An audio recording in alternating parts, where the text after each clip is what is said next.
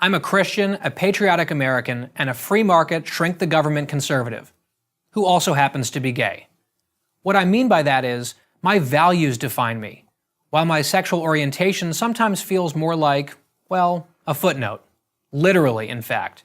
I came out as gay in a footnote in my book, End of Discussion. When it comes to my political beliefs, my orientation is only one part of the story. It's not the totality of who I am.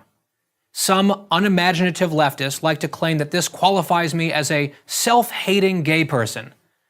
This is so boring. That intellectual laziness only underscores my point.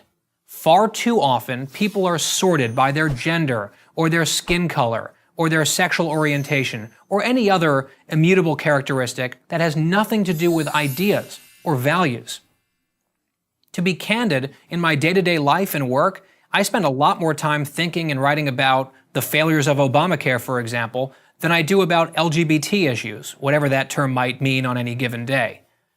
Just like any conservative, I want taxes low, the military strong, and don't even get me started on single-payer healthcare or late-term abortion. I'm a conservative because when I think about these issues critically, I usually end up on the right end of the spectrum. It's that simple. Here's the thing. I fully recognize how fortunate I am to live in a time and a country where I can be openly gay and live a normal life. And that's in large part thanks to the hard work of gay rights activists who've paved the way for people like me, people who had it much harder than I do, and people who likely wouldn't share my politics. I am genuinely grateful to them. But it's a new era now. Why ostracize members of our community who don't toe the left-wing political line? Exit polling shows that in the last 4 general elections, between 14 and 29% of LGBT voters pulled the lever for the GOP. That's a lot of us. Now, does that mean that we all support every element of the party's platform? Absolutely not. In fact, I know that many conservatives, including some here at PragerU, don't see eye to eye with me on all of these questions.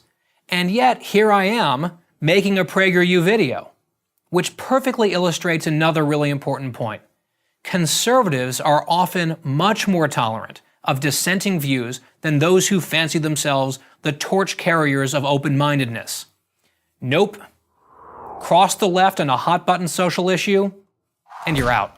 You see, some on the left believe that they're entitled to control the thoughts or votes of certain groups of people, namely minorities and so-called victim groups.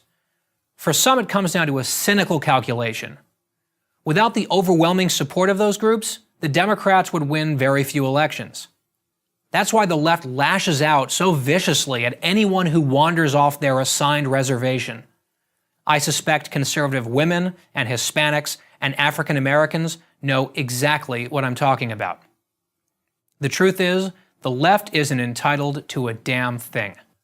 To paraphrase my co-author and friend Mary Catherine Ham, we didn't get liberated in order to be told by liberal activists precisely what we're allowed to think or how we must vote.